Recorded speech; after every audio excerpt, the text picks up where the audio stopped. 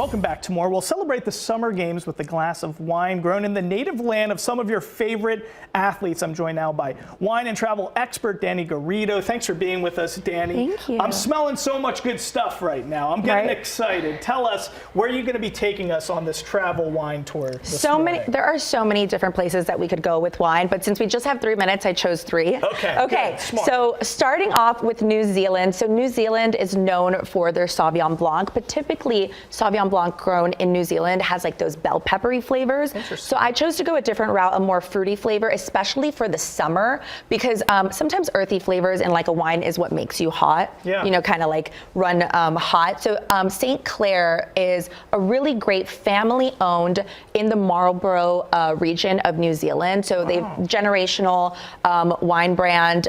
They have the Dillon's Point Sauvignon Blanc, which I think is fabulous because you were smelling it. You were smelling it. Oh yeah, that is pungent. It's nice. Yeah. And if you want to smell that again, actually you're going to be able to smell more like fruity flavors, which is not typical in a Sauvignon Blanc, but I think for a summer Sauvignon Blanc, that's kind of what you're looking for. You're looking for something that's light and something that you can like drink. It's easy to drink, but it's still high quality, right? Okay, yeah, I love so absolutely love this one from New Zealand. And I think when it comes to buying international wines, a lot of people are like, well, I go to my local store and all I find are California wines, right? Or Washington wines. And so you really have to be able to know your resources. A resource that I love is Mazerow.com. Basically, they focus on importing international wines that are expressive of that country or that wine region's terroir. So I got this there. I also got this Tornatore there. This is a Rosso from Italy. So absolutely love Rosso if you want to give that a smell.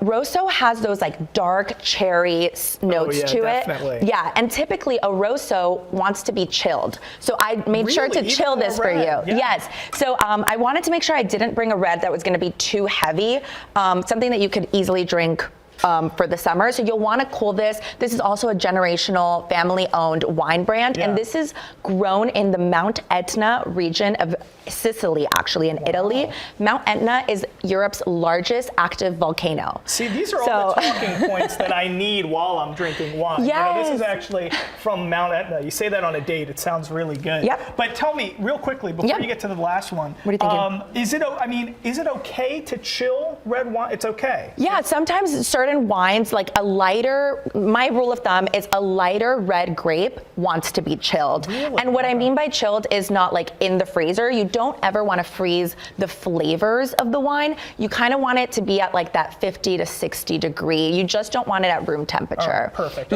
So a Rosso, next time that you have a Rosso from Italy, great one to do for that. Quickly, last one. Last one. Of course, we had to give, we had to shout out France, right? Because they are our hosts of the Olympics. And Champagne is kind of like the first thing you think about when you think about France.